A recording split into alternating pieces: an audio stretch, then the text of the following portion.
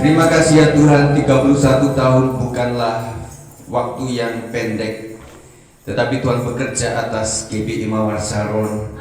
Dan juga terima kasih untuk Jeremy yang di usia 13 tahun ini Tuhan kemarin sakit dan sudah sembuhkan. Itu adalah anugerah Tuhan. Kami ingin bersyukur, dan lebih tadi Tuhan kami ingin menerima kebenaran firman Tuhan. Sampaikanlah supaya kami bertambah-tambah mengucap syukur kepada Tuhan. Terima kasih, kami siap. Segala yang jahat yang datang dari roh-roh jahat di udara, segala pengganggu ilah-ilah zaman ini yang ada dalam pikiran kami, yang ada dalam hati kami, segala kepahitan Tuhan hancurkan di dalam nama Yesus Kristus, supaya kami bebas, lepas, merdeka untuk menerima janji-janji Tuhan melalui firman Tuhan. Kami siap belajar, sampaikan melalui hamba-Mu ini, supaya disampaikan dengan gamblang, dengan jelas, dimengerti oleh jemaat. Dan kami tidak cuma menjadi pendengar yang baik, tetapi nantinya menjadi pelaku-pelaku yang diurapi oleh Tuhan. Terima kasih ya Tuhan, kami ucap syukur. Dalam nama Yesus kami siap untuk diberkati. Yang percaya katakan amin. Silakan duduk saudara.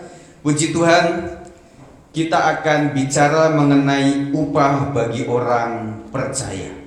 Saya percaya yang di tempat ini adalah orang-orang yang percaya kepada Tuhan Yesus Kristus. Amin. Tetapi pertanyaan yang kedua, apakah betul kita itu bisa dipercaya oleh Tuhan? Betul saudara, jadi kita akan belajar sama-sama hari ini. Kita membaca di dalam Amsal 3:11-26. Saya akan mengajar tentang itu saja saudara, karena saya memang pengkhotbah pengajar. Jadi maaf kalau agak panjang ya Bapak, maaf kalau tadi jangan nambah lagi dong lagunya. Nanti kita pulangnya lama jadinya ya. Puji Tuhan, agak dikecilkan Pak supaya lebih nyaman. Saudara, upah adalah target setiap orang baik untuk hal jasmani juga untuk hal rohani. Untuk mencapai upah rohani harus juga dibangun secara rohani. Saudara, tentunya beberapa saat kita sudah mencapai yang namanya upah jasmani, tetapi sekarang kita akan belajar bagaimana kita untuk mencapai upah secara rohani. Saya langsung membaca saja ayat per ayat saudara supaya cepat, langsung saya terangkan saja. Amsal 3:11-26. Ayat 11 mengatakan, kalau sudah ketemu sama-sama kita baca. Di sini ada. Oh, belum tampil ya? Oke, siap ya. Hai anakku, janganlah engkau menolak didikan Tuhan, dan janganlah engkau bosan akan peringatannya. Hari-hari ini adalah generasi anak-anak yang dikatakan itu generasi Z, apalagi nanti generasi Alpha, generasi milenial yang sudah susah untuk dididik saudara. Kalau zaman kita saudara, seorang ayah itu turunkan kacamata, kita sudah ketakutan. Hari ini kita turun sampai 10 kali juga mereka tetap kekeh saudara. Nah, itulah generasi kita. Makanya buat teman-teman yang ada di sekolah minggu, itu adalah PR yang cukup berat juga. Buat orang tua juga berat juga saudara. Siapa yang hari ini sedang mengurusi anak sekolah masuk sekolah? Luar biasa kan? Kita tanya, nak kamu masuk mana? Terserah. Nah, terserah itu seakan-akan gampang, tapi buat orang tua susah jadinya ya. Jadi masuk kemana juga susah, akhirnya jalur apapun kita lakukan. Hal yang paling membosankan salah satunya adalah didikan. Tetapi saya ingatkan bahwa orang bisa tampil beda menjadi tampil sukses oleh karena banyaknya didikan saudara. Ya, kalau orang-orang tua zamannya kita tahu bahwa karena omelan orang tua kita jadi sampai seperti ini. Tetapi kita tidak boleh menolak yang namanya didikan, apalagi itu didikan oleh Tuhan. Kita nggak boleh saudara. Ibrani 12 ayat 6 mengatakan karena Tuhan menghajar orang yang dikasihinya. Kalau kita dihajar berarti Allah mengasihi kita saudara. Dan ia menyesah orang yang diakuinya sebagai anak. Saudara, kita itu bukan anak terusan dari Tuhan, tetapi kita adalah anak kandung secara rohani oleh Tuhan. Bersyukur untuk itu, makanya kita disebutnya sebagai anak-anak Allah, yang nantinya akan mewarisi kerajaan Allah. Ayat 12 mengatakan karena Tuhan memberi ajaran kepada yang dikasihinya, seperti seorang ayah kepada anak yang disayangi. Didikan seorang ayah seharusnya keras di muka saudara, kemudian lembut di perkataan, kemudian hatinya tetap penuh kasih. Kalau saya marah sama anak saya, saudara, saya nggak tahan-tahan itu, karena saya bisa nangis di hadapan dia. Saya marah, kemudian udah lanjutkan sama istri gitu ya. Nah, istri tadinya mau ikut, saudara, tetapi saya bilang enggak lah, tungguin yang ada di GBS 56, nanti nyusul saja, saudara. Nanti waktu ibu gembala, istri saya nanti datang, saudara, ibu gembala ini gimana sih datang telat? Enggak, karena memang harus mengurusi yang di S56, saudara ya. Puji Tuhan. Didikan seorang ayah adalah keras di muka, lembut di perkataan, tetapi hatinya yang penuh kasih. Indonesia disebut sebagai salah satu negara yang termasuk dalam kategori fatherless country atau negara kekurangan ayah. Jadi saudara, ini berupa kecenderungan tidak adanya peran dan keterlibatan figur ayah secara signifikan dan hangat dalam kehidupan sehari-hari seorang anak di rumah. Jadi Indonesia termasuk negara itu, saudara. Jadi kita melihat, saya juga ikut melihat yang antar anak seorang wanita, kemudian yang belanja-belanja juga seorang wanita. Ketika ada tamu, mah kamu duluan ya, kamu atasin itu. Nah, seorang figur papa sekarang dibutuhkan, saudara. Nah, makanya di GBI itu kita sedang mengupayakan dengan program BSK, Bapak Sepanjang Kehidupan. GBI sangat peduli dengan keadaan ini, saudara. Tetapi memang bapak-bapak susah dikumpulkan. Kami mengumpulkan bapak-bapak juga susah, ya. Selain waktunya, kemudian pekerjaan mereka nggak seperti ibu-ibu. Kalau WBI itu di jam berapapun kayaknya sepertinya bisa. Tetapi kalau bapak-bapak nggak selalu bisa, saudara. Saya berpikir atau orang mesti formal. Jadi jam masuk sama, keluarnya juga sama. Tergantung nyampe di rumahnya itu yang beda-beda. Tetapi formal lebih mudah diarahkan. Tetapi ketika jemaat tidak punya pekerjaan, istilah kata orang panggilan, orang yang serabutan, kapan dipanggil dia bekerja, itu lebih susah untuk mengumpulkan. Makanya kami mengadakan ibadah itu sekarang secara hybrid. Jadi kadang TKP, kadang juga online, saudara. Tetapi online juga enak, tetapi juga susah payah. Pak Sigit, saya susah untuk matiin mic di Zoom itu. Mana sih Pak? Kok nggak ada? Sambil teriak-teriak di Zoom juga. Jadi kita juga ketawa, saudara. Jemaat kami yang paling jauh itu sekitaran Bojong, yang arah Parung, kemudian ke Pondok Cabe. Nah di sana itu yang paling jauh, saudara. Tahu saja Sawangan, saudara. Ya. Kemarin kita ada acara syukuran di Sawangan. Waduh, kalau udah melewat, kita pikir tol jadi aman. Tambah enggak, saudara. Karena itu keluarnya luas, kemudian setelah di sananya itu mengecil. Nah itu jadi parah, saudara. Jadi membuat saya berpikir kita harus mengadakan secara hybrid. Tetapi tetap hormati Tuhan, ya. Tapi ada yang bilang, Pak Gembala, saya kalau buka video itu jadi potong-potong. Wah, jadi sinyalnya kurang bagus gitu, saudara. Tetapi harus dilakukan itu, saudara. Ayat yang ke-13 mengatakan, yang sudah ketemu kita baca sama-sama, berbahagialah orang yang mendapat hikmat, orang yang memperoleh kepandaian, karena keuntungannya melebihi keuntungan perak dan hasilnya melebihi emas, lebih berharga daripada permata, apapun yang kau inginkan tidak dapat menyamainya. Saudara, terupdate harga emas berapa sekarang? Kalau saya lihat per hari ini, pagi tadi itu sekitar 1 gram itu 1.300.000. Siapa yang mau beli emas hari ini? Atau mau jual emas hari ini, saudara? Ya, Mas Sigit murah, saudara. Nah itu, saudara. Jadi orang tanpa hikmat dan kepandaian, berapapun harta yang dimiliki bisa ludes. Betul, saudara. Jadi hikmat kepandaian yang daripada Tuhan itu luar biasa. Kemudian ibu-ibu juga keren tuh sebenarnya.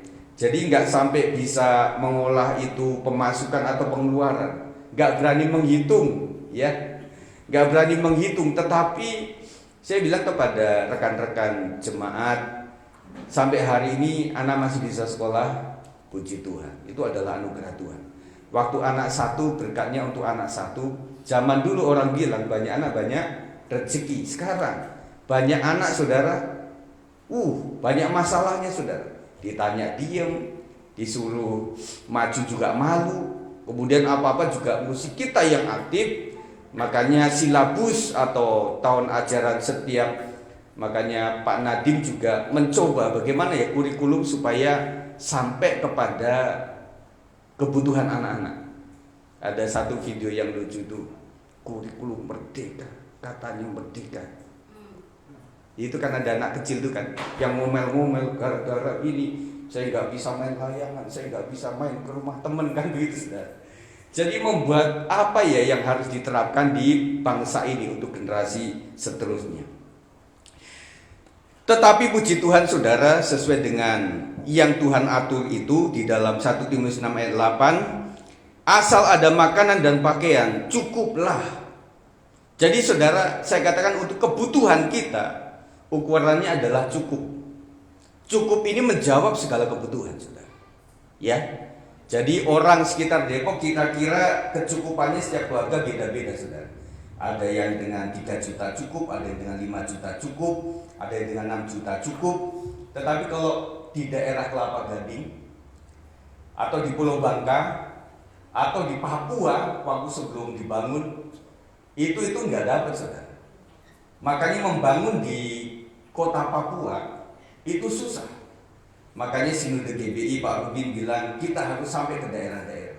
Sehingga ada beberapa gereja yang dibangun oleh BPP, oleh para donatur orang-orang kaya di Jakarta, sehingga terbangun itu saudara. Jadi rasanya Bapak Ibu, ketika saudara 1 anak, 2 anak, berkat Tuhan masih ada nggak kira-kira? Waktu anak terakhir, aduh Pak, kayaknya kita nggak bisa sekolahin dia sampai kuliah. Itu 10 tahun yang lalu. Ketika sudah berakhir 10 tahun kemudian, oh iya ya anak kita bisa kuliah. Itu dari mana ya? Nggak usah dihitung-hitung saudara. Ya, karena mungkin kita nggak masuk di otak kita. Itu adalah berkat Tuhan. Saudara, untuk kebutuhan kita ada cukup, tetapi untuk kerajaan Allah dan kebenarannya sifatnya unlimited saudara. Aku berkata kepadamu dalam Yohanes 14 ayat 12, sesungguhnya barang siapa percaya kepadaku, ia akan melakukan juga pekerjaan-pekerjaan yang aku lakukan, bahkan pekerjaan-pekerjaan yang lebih besar daripada itu, sebab aku pergi kepada Bapa. Saya percaya orang-orang untuk kerajaannya. Kalau mengingat sekitar sampai kepada 31 tahun Mawar Saron itu begitu berliku-liku kehidupan ini. Jalan mana yang harus kupilih, kan begitu saudara. Tetapi akhirnya beranjak, akhirnya sampai kepada zaman Pak Victor, Bucin, akhirnya berkat Tuhan tetap melimpah di tengah-tengah Depok saudara, apalagi wilayah kita itu zigzag semuanya gereja saudara. Makanya kalau jualan yang haram-haram itu gampang di sini saudara, semuanya ada di sini. Dari Juanda sampai sini bisa. Coba aja di wilayah Citayam, coba aja wilayah lain, nggak gampang saudara. Akhirnya sebagai gembala juga berdoanya lain. Aduh Tuhan, bagaimana ya caranya? Karena saudara nyampe ke sini kan melewati berapa gereja kira-kira? Tergantung jalannya Pak. Kalau lewat situ ada yang lebih besar lagi. Dan saudara berpikir, ini bagaimana ini caranya? Makanya saudara sekalian, kita hanya membutuhkan orang-orang yang mau dididik, mau diatur, mau memiliki hati yang lembut untuk terbuka kepada pengajaran firman Tuhan. Amin. Dan saya hanya percaya bahwa setiap gereja itu punya sidik jari dari Tuhan. Tidak akan pernah tertukar saudara. Kita hanya melayani sepenuh hati. Apa yang bisa kita lakukan, ya kita nggak bisa lakukan, kita serahkan kepada Tuhan. Kita lanjut di ayat 16. Umur panjang ada di tangan kanannya, di tangan kirinya kekayaan dan kehormatan. Ini yang paling suka dibaca saat ulang tahun. Ya, haleluya. Umur panjang ada di tangan kanan, tangan kiri adalah kekayaan dan kehormatan. Tetapi ada yang protes juga, Pak, sudah Kristen 30 tahun. Mana itu yang namanya kekayaan dan kehormatan? Saya mah dihina-hina. Tetapi saudara sekalian, kita percaya sajalah kepada firman Tuhan. Umur panjang, kekayaan dan kehormatan adalah salah satu tanda kesuksesan. Kekayaan dan kehormatan jika dengan jalan lurus membuat kita tidak stres, depresi, sakit dan meninggal saudara.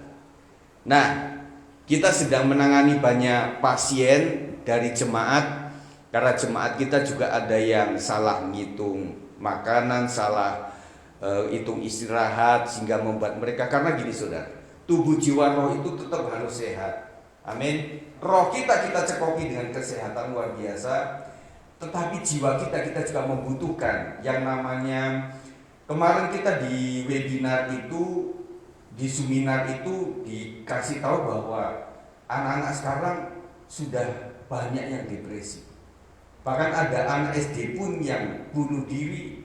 Ada beberapa anak yang dibully-bullying itu ada di mana-mana saudara. Mungkin Bapak Saudara, anak kita pernah mengalami seperti itu. Dan anak sekarang begitu luar biasa. Kita kayaknya hidup di zaman ini kok susah banget begitu ya. Kita hanya percaya kepada Tuhan, serahkan anak-anak kita hanya kepada Tuhan saja. Saudara, kejarlah dan jalan lurus supaya hidup penuh berkat Tuhan, jiwa dan roh tubuh kita. Tubuh untuk makan, jiwa harus terpenuhi, tetapi roh harus dipelihara. Bagaimana kita bisa kasih makan kepada roh kita? Dengan doa. Yang pertama dengan doa, saudara. Orang dulu mengatakan doa adalah nafas kehidupan. Tidak berdoa, tidak nafas, mati saudara. Sedikit berdoa, ada doa nafas kehidupan, tetapi doa juga artinya berkat di situ. Maka kita agak bosan kepada pendeta Tuhan. Pak, ada ini Pak, berdoa saja. Pak, saya sakit ini Pak, yuk kita berdoa saja. Pak, gembala saya punya hutang, mari kita berdoa saja. Tetapi saudara, orang elabora harus berlaku bahwa Pak Gembala ngomong berdoa, karena gembala-gembala bukanlah pengusaha. Ya, di kalangan tertentu bukan pengusaha. Kalau kami pengusaha enak, Bapak Ibu nambah anak, butuh pekerjaan, yuk saya bangunkan usaha Bu. Ibu kelola, Bapak kelola, nanti hasilnya bagi dua sama Ibu. Pak Gembala, Ibu Gembala sekarang hidup karena anugerah Tuhan saja. Jadi makanya berdoa saja. Mari kita berdoa saja, luar biasa. Tetapi saya bilang saudara, bahwa doa itu juga nggak main-main loh. Itu mengandung kuasa yang luar biasa. Makanya bangun doa. Waktu bangun pagi saudara berdoa untuk menyerahkan seluruh hari itu ke dalam tangan Tuhan. Kalau saya berdoa, Tuhan Yesus terima kasih di pagi hari ya, untuk sepanjang malam Tuhan telah peliharakan kita. Maaf saudara, kadang-kadang kita tuh lupa kunci pintu, lupa kunci gerbang. Dan ada sesuatu yang kita buka, ini tadi lupa dikunci. Tetapi kita tetap aman dalam perlindungan Tuhan. Itu adalah anugerah Tuhan. Thank you Lord, terima kasih ya Tuhan. Dan aku serahkan hari ini ke dalam tangan Tuhan. Usaha suamiku kalau ibu-ibu, usaha istriku kalau bapak-bapak, anak-anak kami Tuhan, kami serahkan dalam penjagaan Tuhan. Sampai malam hari supaya Tuhan melindungi kami. Amin. Saya suka mendoakan dari pagi sampai malam hari, supaya besoknya doa lagi saudara. Gak mungkin Tuhan saya menyerahkan hari ini Senin sampai Minggu, Tuhan berkatmu melimpah, habis itu Senin, Selasa, Rabu enggak doa lagi, baru Seninnya lagi berdoa. Kita bukan kapal selam saudara. Bahkan setiap hari kita harus berdoa. Yang kedua harus membangun yang namanya pujian penyembahan kepada Tuhan. Kita ingat bahwa di surga nanti kita akan banyak memuji Tuhan. Hari-hari ini mesti diekspresikan. Saya katakan kepada para pelayan di kami, tidak mungkinlah kalian langsung di saat itu bisa menyembah dengan baik, bisa, tapi kalau kita karismatik bisa bahasa roh dengan baik. Karena itu dibangun setiap hari. Makanya kita tahu yang namanya lifestyle, gaya hidup. Jadi saya bilang kepada para pelayan itu, meskipun engkau di jemaat, kau adalah pemimpin, kau adalah pelayan, sebagai WL di dalam jemaat juga. Dan saya bilang saya juga mantan-mantan WL. Pak Victor juga mantan singer saudara. Makanya kemarin masih bisa pimpin pujian. Itu anugerah Tuhan saudara. Makanya saya menghargai ada teman kita yang main drum tadi nggak bisa pakai sepatu oleh karena luka. Ada orang sehat walafiat nggak mau main musik saudara. Dan kita sudah tadi, tapi saya sebagai pemain musik tahu kalau saya boleh pakai senior, junior, itu kurang bagus juga. Kalau senior masih ada di sini, kayaknya juniornya takut tuh. Sampai suatu saat saudara, waktu saya di Petamburan di seminari, ada senior saya yang dia pengen supaya saya main di doa pagi pakai piano saudara. Saya kelahiran Lampung, tidak pernah ketemu piano saudara. Ketemunya kayak macam pianika, Casio zaman itu kan yang kecil gitu ya. Nah waktu di Petamburan saya ketemu sama piano gede. Nah piano itu kan musik tangannya begini kan. Nah saya kayak begini, suaranya kayak pabrik saudara, brr gitu ya. Nah akhirnya kakak kelas ini bilang, "Kit, besok kamu main musik ya di doa pagi." Kenapa? Ya pokoknya kamu main saja. Nah saya belajar dari situ, aduh gimana caranya begitu ya. Setelah itu memang dia nongol tapi agak telat. Wah, waktu itu saya bilang ini kurang ajar nih orang, jebakin saya ke situ. Tetapi sekarang saya mengucap syukur atas jebakan itu saudara. Jadi saya bilang di gereja itu orang bisa karena dipaksa atau terpaksa. Mari anak-anak muda, kalian tampilkan talenta yang ada, melayani dengan sungguh-sungguh kepada Tuhan. Aturannya ada dalam pelayan, ikuti saja dan kau akan menjadi pelayan yang luar biasa. Dan satu lagi saudara yang terkesan itu, kalau orang sudah WL itu kayaknya, saya melihat di praise and worship itu, saya hampir tidak bisa menemukan mana singer, mana WL. Karena yang WL juga tadi singer, yang singer suatu saat juga WL. Nah kami sedang terapkan itu 2 minggu itu saudara, WL-nya ada 2. Jadi yang membedakan cuma maju ke depan atau di belakang, itu saja. Karena menurut saya kok tidak diatur begitu, kayaknya kalau sudah WL disuruh singer itu turun pangkat. Jadi mereka nggak mau, jadi kesusahan bagian musik yang menjadwalkan. Aduh, si ibu bapak saudara ini kalau dimasukin ke singer kayaknya dia tersinggung. Untuk melayani Tuhan jangan tersinggung-singgungan saudara. Karena bahkan untuk usher, untuk pendoa, apalagi pendoa saudara, nggak ada mulia-mulianya pak. Yang pertama kita nggak kelihatan, apalagi zaman sekarang kita bucin juga ngikutin generasi Z, ya generasi GZ. Ya, kalau anak-anak dulu saudara nangis dibiarin aja sampai nanti orang tuanya bilang nanti kalau dia capek juga berhenti nangisnya. Sekarang saudara, kasih handphone, diem dia. Kasihan babysitter, nggak ada kerjaan saudara. Betul? Nah makanya kita olah seperti itu supaya ya paling tidak saya mengembalakan ada 3 generasi kurang lebih. Ya, ada baby boomers yang udah ada opa-opa, oma-oma, kemudian ada generasi berikutnya sampai generasi Z sekarang. Generasi Alpha belum sudah, Alpha 21 belum. Nah akhirnya bagaimana saya menjembatani itu? Sekolah minggu mesti ada kakaknya yang disebut youth. Youth mesti ada kakaknya lagi yang disebut komprofesi. Profesi ada lagi yang mewakili dewasa muda. Kan begitu harusnya. Nah itu kita sedang mengolah seperti itu, akhirnya hybrid jalan. Jadi sampai kemarin saya kursusin satu ibu, "Bu, kenapa kemarin nggak bisa matiin mic?" "Iya Pak, Zoom itu ada beberapa orang mesti nunggu anaknya." "Kenapa Tante nggak ikut Zoom?" "Iya, anak saya belum pulang kerja, karena handphonenya dipakai handphone dia."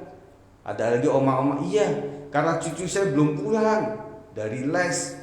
Jadi banyak kendala, makanya kami tetap melakukan itu, berapapun itu, dan kami coba merekamnya supaya orang yang nggak bisa TKP, yang nggak bisa ikut di waktu itu, bisa mengikutinya ulang. Saya tanya kepada jemaat di sini, Bujen sudah kasih live Facebook ini, dan teman-teman yang masih disakit di rumah tangga atau nggak bisa datang ke sini, bisa juga disurvei Pak Victor. Ibu sudah dengerin nggak? Udah ikutin nggak ibadahnya? Karena ibadah gereja yang cuma 1 kali itu ancamannya orang cari ibadah ke tempat lain. Betul? Jadi kalau orang bilang, "Pak Gembala, saya nggak bisa ibadah pagi ya, saya mau ibadah sore saja." Kita mikir, kita nggak ada ibadah sore. Ada orang bilang, Pak, Bu, sekarang ibadah di gereja apa? Oh ada Pak, kita ibadah secara online kok. Nah setelah itu, masa corona itu gembala-gembala juga susah untuk mengumpulkan lagi. Dan kemarin saya dengar Pak Yohanes itu dikatakan setelah pasca adanya COVID itu, gereja itu nurun sampai berapa persen. Jadi mereka sudah terbiasa di rumah dan cukup nyaman saudara. Dengan membuka itu, kemudian sambil makan pisang goreng, dan sambil minum kopi, kan asik tuh ya. Nah lama-lama kok, tetapi saya katakan bahwa TKP itu agak beda loh saudara. Di Zoom itu sangat terganggu. Dan kita kadang-kadang tergiur sama off kamera. Saya mau pergi dulu lah mengerjakan sesuatu. Banyak gangguannya. Kalau TKP beda saudara. Waktu masuk kita salaman, ya salaman semua. Waktu lagi doa, kita semuanya doa secara bersama-sama. Waktu doa semuanya. Waktu penyembahan sama.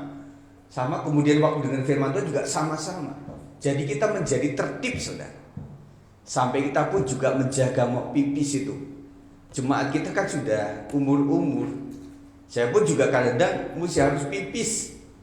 Nah itu saya bilang silakan sajalah, yang tidak mengganggu yang lainnya. Silakan saja. Artinya kebersamaannya masih ada. Tetap berkatnya akan beda saudara. Ketika masih ada waktu, datanglah ke tempat ini. Kemudian bahwa tanda cinta kepada Tuhan itu pertama membuka hati, yang kedua membuka dompet. Matius 8:15 mengatakan, maka dipegangnya tangan perempuan itu, lalu lenyaplah demamnya, ia pun bangunlah dan melayani dia. Ini adalah mertua Petrus yang sakit demam keras. Jadi zamannya Pak Petrus pun demam itu sudah ada saudara, ya. Dan kalau kita lihat sakit-sakit ini mirip-mirip loh saudara. Sakit kepala, demam-demam, kemudian agak ini kaki-kaki lemes begitu ya. Untungnya kita nggak cek di dokter, takutnya wah ini COVID varian baru Pak. Kita takut saudara. Nah setelah dia disembuhkan, dia melayani Tuhan. Tentunya saudara, waktu kita mendapatkan berkat daripada Tuhan, efeknya adalah melayani. Oke teman-teman pelayan, kita melayani bukan untuk dapat apa, tetapi kita melayani karena kita sudah dapat apa-apa. Amin. Prinsipnya itu saudara. Jadi saudara tidak akan meminta sesuatu yang lebih daripada yang sudah dikasih. 17. Jalannya adalah jalan penuh bahagia, segala jalannya sejahtera semata-mata. Ia menjadi pohon kehidupan bagi orang yang memegangnya. Siapa yang berpegang padanya akan disebut berbahagia. Saudara, saya katakan, kita nanti sama-sama nyanyi ya. Untuk apa sih kita ada di jalan yang tidak bahagia dan tidak sejahtera? Sekarang itu lagi krisis yang namanya damai saudara. Tetapi ada satu lagu saudara yang saudara sudah biasa. Dan tadi bapak-bapak dan juga teman-teman bersaksi juga lagu-lagu etis. Saya hidup di zaman etis saudara. Jadi lagu-lagu kemesraan ini bukanlah sandiwara, peganglah tanganku roh. Itu nyambung saudara. Nah ini ada lagu saudara. Kalau ku cari damai, hanya ku dapat dalam Yesus. Kalau ku cari ketenangan, hanya ku temui di dalam Yesus. Tak satu pun dapat menghiburku, tak seorang pun dapat menolongku. Hanya Yesus jawaban hidupku. Sampai nangis ya saudara. Jadi kalau oma-oma dinyanyiin seperti ini, oh iya benar, saya butuh penghiburan. Karena memang hanya Yesus yang menjadi penghibur saya. Nah saudara, kita saat-saat tertentu kita suka dengan lagu-lagu yang cukup lama, karena itu betul-betul diciptakannya tanpa motivasi uang, tanpa motivasi terkenal saudara. Jadi langgeng saudara.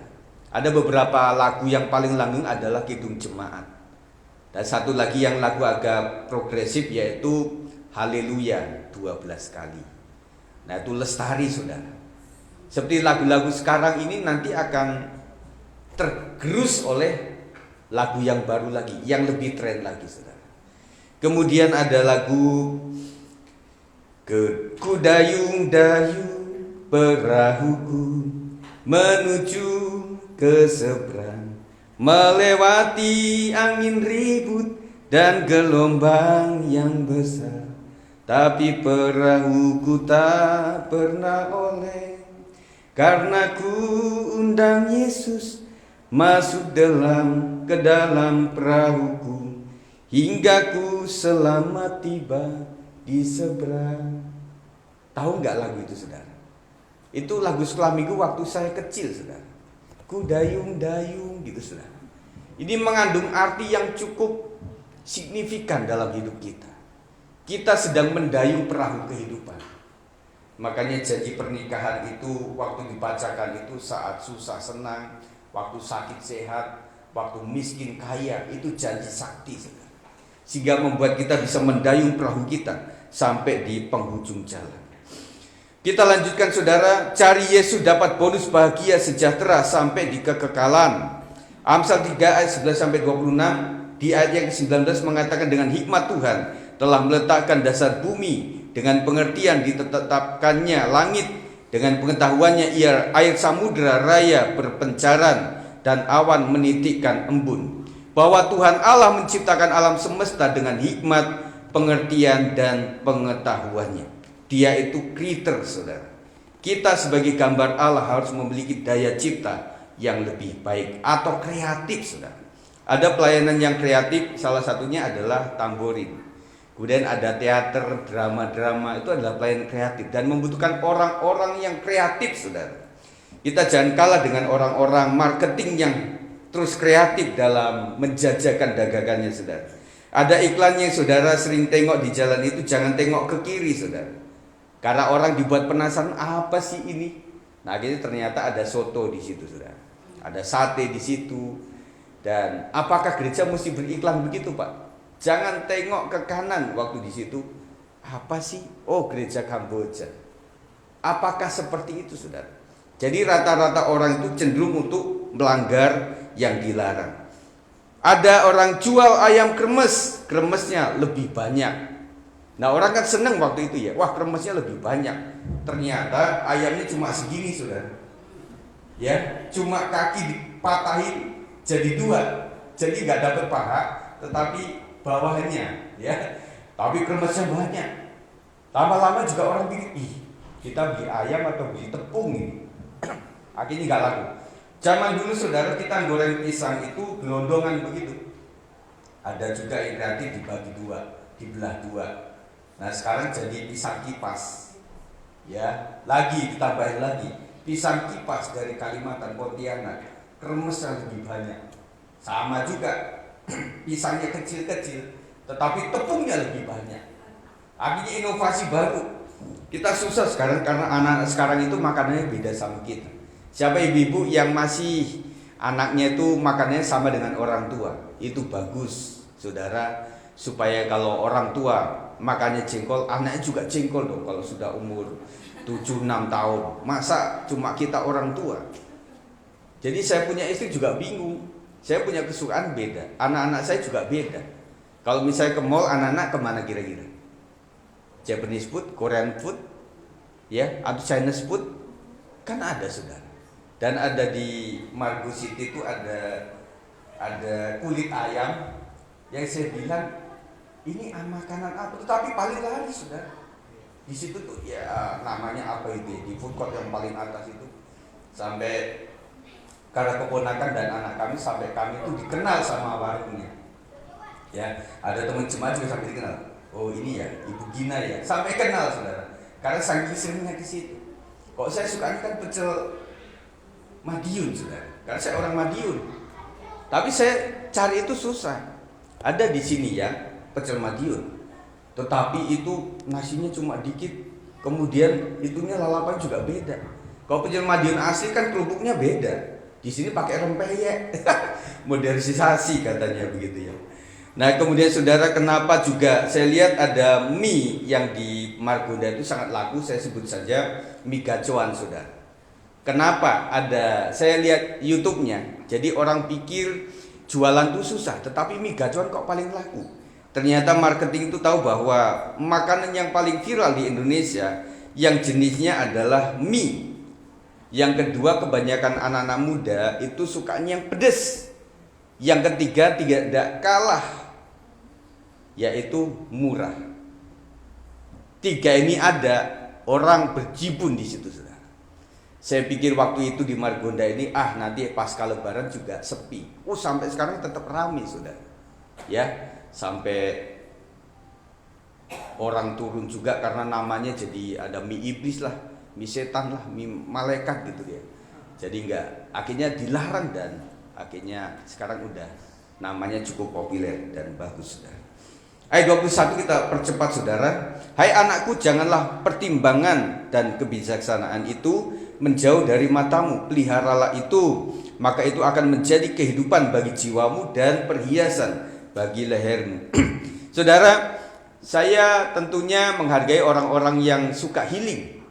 Ya, saudara, remaja kita, anak-anak muda kita tentunya suka healing, saudara. Kalau ibu-ibu healingnya kemana, Bu? Ada orang yang suka ke pantai, ada yang suka ke puncak, saudara. Ya, puncak ke gunung, capeknya itu sekitaran tol. Kemudian kalau sudah ada di sekitaran mau masuk puncak itu udah capek sekali. Setelah itu nyampe di atas kan suka tuh lihat gunung dan sebagainya gitu ya, liatin alam semesta, fresh begitu ya. Pulangnya macet lagi, capek lagi. Anak-anak seneng, tapi bapaknya, drivernya, waduh, itu gempor, saudara. Saya katakan mau di pantai, mau di gunung atau dimanapun, kadang-kadang juga hutang mah tetap hutang, kita kepikiran terus. Tetapi saya tahu bahwa yang membuat kita itu bisa beres adalah ketika tugas selesai. Ya, orang yang aktif dia merasa, yuk jalan-jalan Bu, enggak dulu deh. Saya mesti mendaftarkan anak saya ini sampai goal dulu lah, baru kita jalan-jalan. Ibu-ibu juga begitu. Yuk Bu, ke Tanah Abang, kita udah lama nggak ke sana loh. Healing lah begitu. Kita cari model-model pakaian. Enggak lah, saya nyuci dulu lah. Yang penting selesai cucian udah masak, baru saya aman di situ. Selesai nyuci, selesai masak, udah jam 2. Enggak jadi lagi ke Tanah Abang. Saudara, saya merasa bahwa yang membuat kita sejahtera damai ketika pekerjaan selesai. Gembala juga merasa bahwa ketika sudah membesuk ini, sudah mendoakan ini, sudah tampil seharian itu rasanya datang ke rumah meskipun anak juga kadang protes, tetapi ada damai di situ. Saya sudah mengerjakan. Orang di kantor juga begitu. Sampai dia bilang, yuk Sabtu Minggu kita libur, kita pergi dah satu kantor ini. Gak dulu deh, deadline dari bos ini ada. Pokoknya Sabtu saya mau kerjakan di rumah sampai selesai. Baru nanti Minggu saya kabarin ya. Setelah selesai dari gereja, kita akan jalan-jalan. Saudara, ternyata menyelesaikan tugas adalah sebuah kedamaian yang luar biasa. Makanya kerjakan tugas dengan baik. Ada perhiasan kita? Firman Tuhan mengingatkan bahwa kehidupan jiwa dan perhiasan kita adalah pertimbangan dan kebijaksanaan yang berasal daripada Tuhan. Minta hikmat, minta marifat daripada Tuhan. Yang 23 selanjutnya, maka engkau akan berjalan di jalanmu dengan aman dan kakimu tidak akan terantuk. Berapa banyak kita, saudara, yang kalau mau keluar rumah itu ketakutan.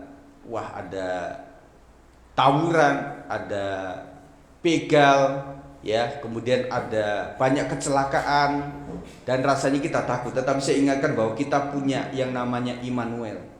Makanya mau kemana-mana doa dulu lah.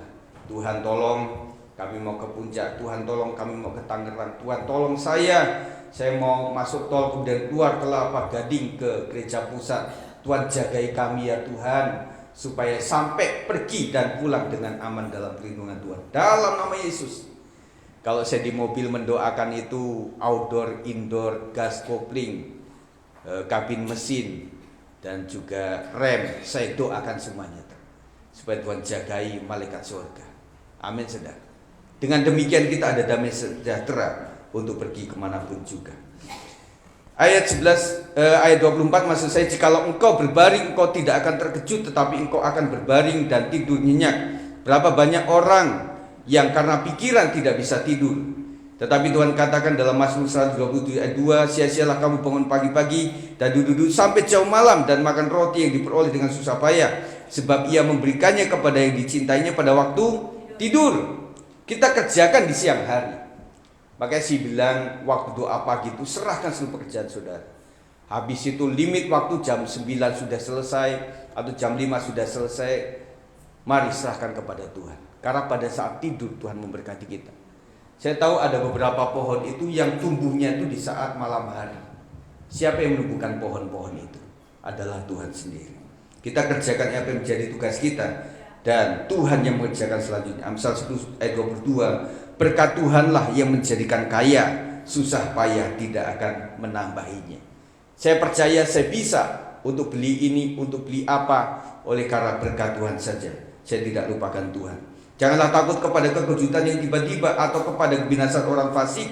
Bila itu datang, karena Tuhanlah yang akan menjadi sandaranmu dan akan menghindarkan kakimu dari jerat. Hanya Tuhan sandaran kita, Tuhan pemelihara penjaga seluruh kehidupan kita, bahkan keluarga besar kita dan aset kita, saudara. Saya selalu mendoakan jemaat itu adalah yang pertama, lindungi keluarga mereka, anggota keluarga mereka, usaha mereka, pekerjaan mereka, dan tidak lupa aset mereka, supaya Tuhan jaga luar biasa. Kita punya aset, rumah, ada usaha dan sebagainya. Kita hanya minta penjagaan daripada Tuhan. Kalau Tuhan sudah kasih kita pelihara, pasti Tuhan juga senang, saudara. Ada mujizat penciptaan, saudara. Kalau di Alkitab itu ada buta sejak lahir dan kemudian sembuh seketika. Itu adalah mujizat penciptaan. Setiap saya mendoakan orang yang mau operasi, entah itu jantung, entah itu ginjal, entah itu pendarahan di otak, selalu saya bicara kepada Tuhan, nyatakan kuasa penciptaan terjadi atas organ-organ tubuh si pasien. Saya percaya kok, saudara, bahwa Tuhan menciptakan semuanya. Tetapi yang kedua adalah kita harus koreksi. Pak, kita itu korban masa muda, saudara. Kita banyak minum, kadang-kadang kita juga sempat tidak olahraga, dan sampai umur sudah hampir 70 tahun baru kita bulu tangkis, saudara. Yuk pak, kita bulu tangkis sama-sama. Saya punya teman nggak sampai umur berapa ya, baru 40-an. Karena dia memaksakan, akhirnya dipanggil Tuhan puluhan tahun yang lalu. Dan kasihan sekali keluarganya, karena dia seorang bapak. Nah, kita minta maaf pada Tuhan, minta ampun Tuhan. Dan akhirnya kedua, kita telah bersyukur, terima kasih, ini menjadi bekal buat anak-anakku. Makanya minum air putih, makanya minum banyak, dengan makan sayur-sayuran yang cukup banyak, saudara. Nah, anak-anak sekarang ada itu, jangan sayur yang gede, saudara, yang cuma apa sih, yang dirajang itu, daun bawang yang kecil-kecil pun disingkirin sama dia, saudara. Makanya ada orang itu, ya udahlah kita bikin dilumatkan di satu tempat, yang penting ada sayurannya, ada rempeyek, daun bayam, kan ada begitu ya. Dibuat seperti itu supaya anak-anak sekarang mau makan begitu. Kemudian ada juga mujizat pengawetan, saudara. Yang saudara pakai bisa awet.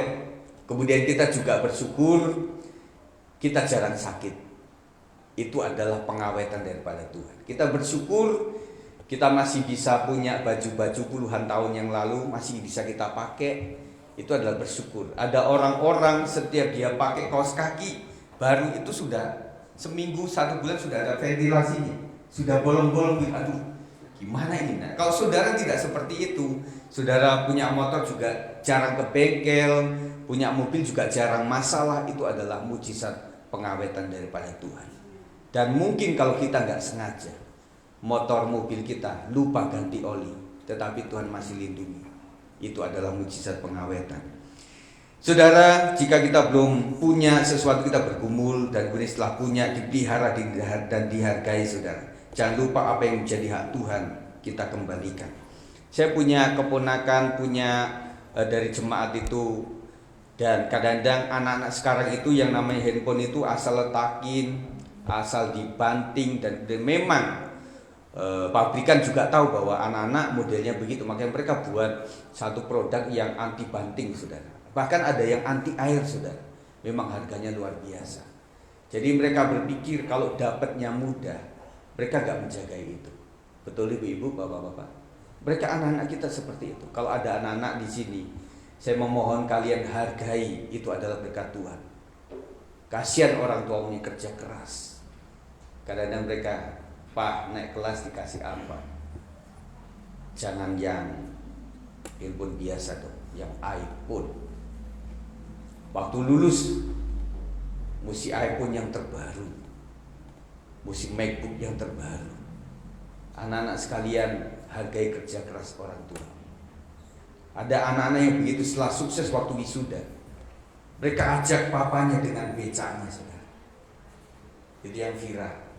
Ada orang yang lusuh akhirnya datang ke kampus dan dia banggakan, inilah orang tua.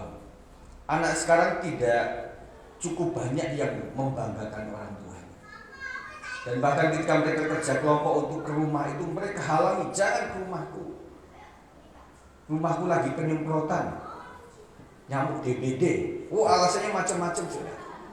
Pada dasarnya mereka malu teman-temannya melihat orang tua. Tetapi saudara, mereka nggak sadar bahwa apa-apa yang mereka punya itu dari orang tua semua. Dan mulai menghargai itu. Kalau tidak menghargai, ketika engkau diizinkan untuk tidak memiliki orang tua, engkau sedih. Dan ketika sudah di panti asuhan, baru menyadari ternyata orang tuaku sejelek seperti apapun, mereka adalah berharga. Butuh kerja bergumul, kemudian setelah dapat kerja juga harus menghormati. Ada beberapa anak-anak profesi, Pak Gembala, saya sudah nggak betah kerja di sini. Bohnya asal ada sekarang pekerjaan itu outsourcing, kemudian bidangnya apa ya Pak, Bu? Itu mereka kerjanya tidak sesuai SOP.